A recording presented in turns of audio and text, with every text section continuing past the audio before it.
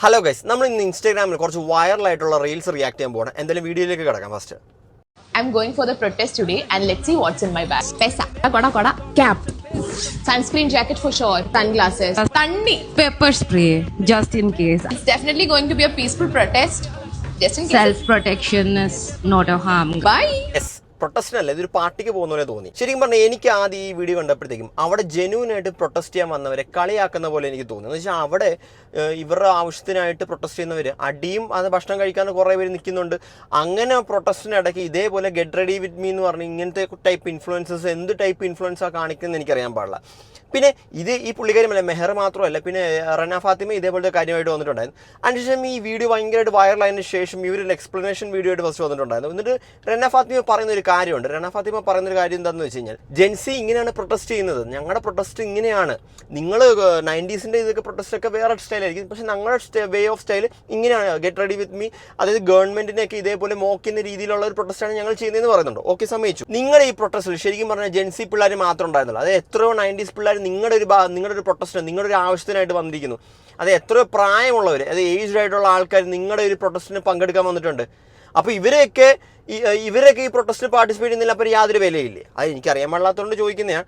They both the influences and the type of influencer could in Karamala. They will get ready with me fashion show. Okay. Ningle or either Salton. Cooling glass I could Ningle sun water bottle cooling glass, but either condo and arthon. The Pashe either content in the Arthon in Islam. Other something out of the usual Sakakanchu. Other after in problems on Ningla Alcar ethic and then a bagger. They put the Mandata and Alcanic and Alpirindonitilla. And then Meher where a video to other whitewashing the type where a video on the other one on the Kandeka. I ഇന്നലെ വീഡിയോനെ ന്യായീകരിക്കാനോ അലക്കി വെളുപ്പിക്കാൻ വേണ്ടിയിട്ട് ഒന്നുമല്ല video ചെയ്യുന്നത്. ഒരിക്കലും ഡൽഹി പ്രൊട്ടസ്റ്റേഴ്സിനെ കളിയാക്കിയിട്ടുള്ള ഒരു video ആയിരുന്നില്ല അത്. ഞാനത് ജെൻസി പ്രൊട്ടസ്റ്റിന്റെ ഭാഗമായിട്ട് മാത്രമേ ആ വീഡിയോനെ കരുതിയിട്ടുണ്ടായിരുന്നുള്ളൂ. കാരണം നേപ്പാളിലും ഇന്തോനേഷ്യയിലും ഈവൻ നോർത്തിലടക്കം ജെൻസി പ്രൊട്ടസ്റ്റ് ഭയങ്കര കോമൺ ആണ്. സർക്കാസ്റ്റിക് രീതിയിൽ ഗവൺമെന്റിനെ കളിയാക്കുന്ന പോലത്തെ ഒരു വീഡിയോ ആയിരുന്നു. ഞാനും അത്ര തന്നെ ഉദ്ദേശിച്ചിട്ടുള്ളൂ.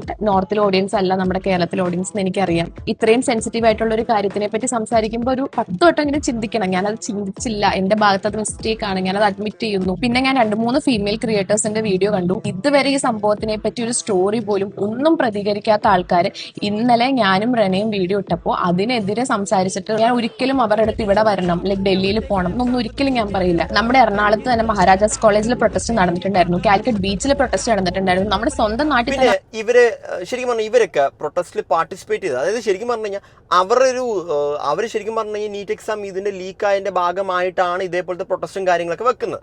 അപ്പോൾ അതിൽ പാർട്ടിസിപ്പേറ്റ് ചെയ്യാൻ പോകുന്ന സമയത്ത് ഇതേപോലെ ഫോട്ടോഷൂട്ട് പോലത്തെ കാര്യങ്ങളൊക്കെ ചെയ്യാനല്ല നിങ്ങൾ പോകുന്നത്. നിങ്ങൾ അവരുടെ ഒരു ഇതിൽ പങ്കെടുത്തിട്ട് അവരുടെ പ്രശ്നങ്ങളൊക്കെ സോഷ്യൽ മീഡിയ വരെ കാണിക്കുന്നതാണ് യഥാർത്ഥ ഇൻഫ്ലുവൻസേഴ്സ് എന്ന് പറയുന്ന രീതിയിൽ ചെയ്യേണ്ടത്. അർജുൻ MP എന്ന് പറഞ്ഞൊരു യൂട്യൂബർ നിങ്ങളൊക്കെ കണ്ടിട്ടുള്ളതാണ്. ആ പുള്ളിക്കാരൻ ഈ പ്രൊട്ടസ്റ്റിന് പോയിട്ടുണ്ടായിരുന്നില്ല. പുള്ളിക്കാരൻ എന്ത് ഇതേപോലത്തെ ഷോസും കാര്യങ്ങളൊന്നും കാണിക്കുന്നത്. പുള്ളിക്കാരൻ നല്ല വ്യക്തമായി അവിടെ പോയി ആ പുള്ളിക്കാരൻ എന്തൊക്കെയാ നടന്ന കാര്യങ്ങളൊക്കെ വ്യക്തമായി പറഞ്ഞു. പുള്ളിക്കാരൻ വേറെ ഒന്നും പറഞ്ഞില്ല. പുള്ളിക്കാരൻ സ്ട്രൈക്കിൽ നടന്ന കാര്യം പറഞ്ഞു, അതിന് സപ്പോർട്ട് ചെയ്ത് പുള്ളിക്കാരൻ കുറേ ഇത് വന്നിട്ടുണ്ട്. അതേപോലത്തെ ഇൻഫ്ലുവൻസസ് ആണ് ശരിക്കും പറഞ്ഞാൽ വേണ്ടത്. അല്ലാണ്ട് ഈ ഗെറ്റ് റെഡി വിത്ത് മീ കാണിച്ച് ഇതേപോലത്തെ ഇത് കാണിക്കുന്നതിൽ എനിക്ക് പേഴ്സണലി വലിയ താല്പര്യമില്ലായിരുന്നു ഈ ഒരു കാര്യത്തിൽ. നിങ്ങളിതൊരു കളിയാക്കുന്ന രീതിയിലാണ്, പിന്നെ ഗവൺമെന്റിനെ മോക്കുന്ന രീതിയിലാണ് ഉദ്ദേശിച്ചതെങ്കിൽ ശരിക്കും പറഞ്ഞാൽ നിങ്ങൾ ഇത് ഈ ഒരു റീലായിരുന്നു കാണേണ്ടത്. ഞാൻ വേറൊരു വീഡിയോ കൂടെ കാണിച്ചു തരാം. ഈ ഒരു റീലുണ്ടോ, ഈ ഒരു റീലിൽ ഈ ചെറുക്കൻ എന്ത് ക്രിയേറ്റീവായിട്ട് ചെയ്തത്. അതായത് പുള്ളിക്കാരൻ ജെൻസി പ്രൊട്ടസ്റ്റിലോട്ട് പാർട്ടിസിപ്പേറ്റ് ചെയ്യുന്നത്. പുള്ളിക്കാരൻ്റെ ഹെൽമെറ്റ് വെക്കുന്നു, തലവണ വെക്കുന്നു, അടികൊള്ളായിരിക്കാനായിട്ട് രാത്രി അടിയിട്ടാൽ തലവണ വെക്കുന്നു, ജാക്കറ്റ് ഇടുന്നു. ഇതൊക്കെ ഭയങ്കര സെൻസിബിൾ ആയിട്ടുള്ള, അതായത് ഇത് കണ്ടു കഴിഞ്ഞാൽ ഇത് കളിയാക്കുന്നതാണെന്ന് മനസ്സിലാവും.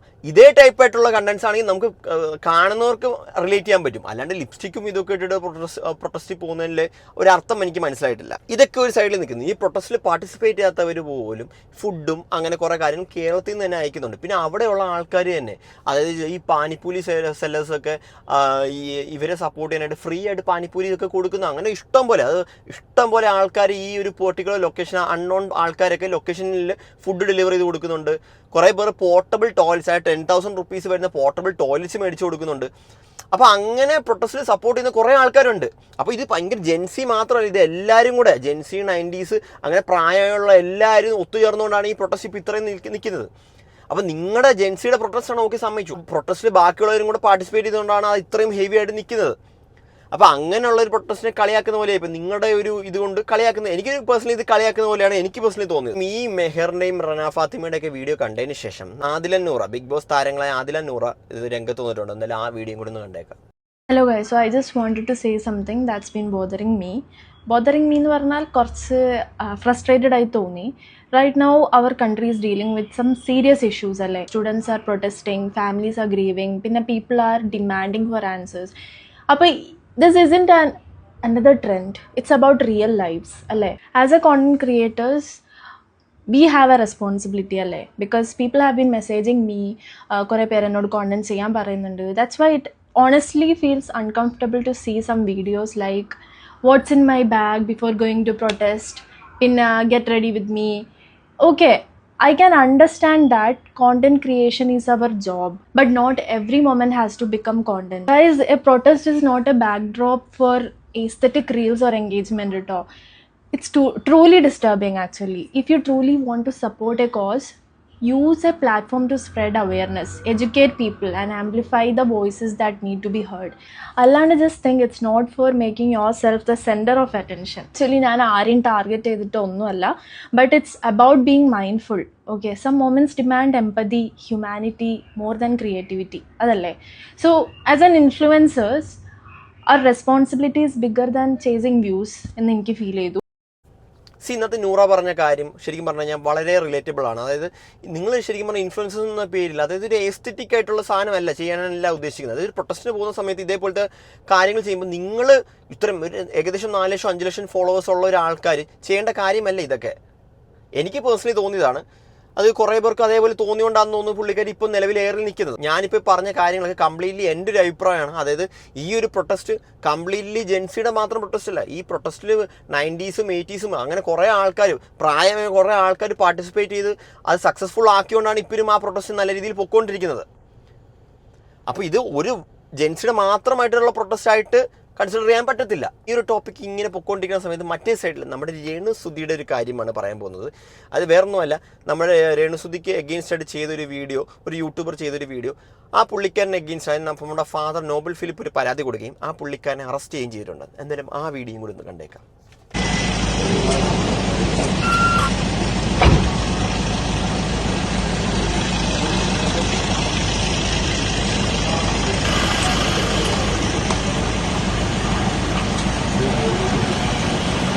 ഈ പുള്ളിക്കാരൻ്റെ യൂട്യൂബ് ചാനലിൻ്റെ പേര് റെയർ റീൽസ് ആണെന്ന്, സന്ദീപ് എന്നാണെന്ന് തോന്നുന്നു പുള്ളിക്കാരൻ്റെ പേര്.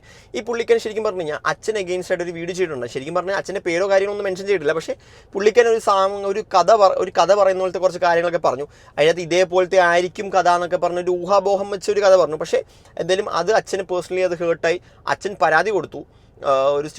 നമ്മുടെ സ്റ്റേഷനിൽ പോയി പരാതി കൊടുത്തതിന് ശേഷം, അതായത് ഇത് ആക്ച്വലി പുള്ളിക്കാരൻ്റെ പേരിൽ FIR ഇട്ടിരിക്കുന്നത് എനിക്ക് തോന്നുന്നു ഭയങ്കര മതത്തിൻ്റെ പേരിൽ ഇങ്ങനെ കാസ്റ്റിൻ്റെ ബേസിൽ ഇങ്ങനെ തമ്മിത്തല്ലിക്കുന്ന രീതിയിലുള്ള ഒരു വീഡിയോ ബേസ് ചെയ്തിട്ടാണ്, ആ രീതിയിലുള്ള ഒരു വീഡിയോ ആണ് പുള്ളിക്കാരൻ ചെയ്തത്. അതിന് അഗേൻസ്റ്റാണ് കേസ് എടുത്തിരിക്കുന്നത്. എന്തായാലും പുള്ളിക്കാരൻ സ്റ്റേഷനിൽ വിളിച്ചു വരുത്തിയപ്പോൾ പുള്ളിക്കാരൻ അറസ്റ്റ് ചെയ്യുകയും ചെയ്തത്. അതിനുശേഷം സ്റ്റേഷൻ ജാമ്യത്തിൽ വിട്ടയച്ചിട്ടുണ്ടായിരുന്നു.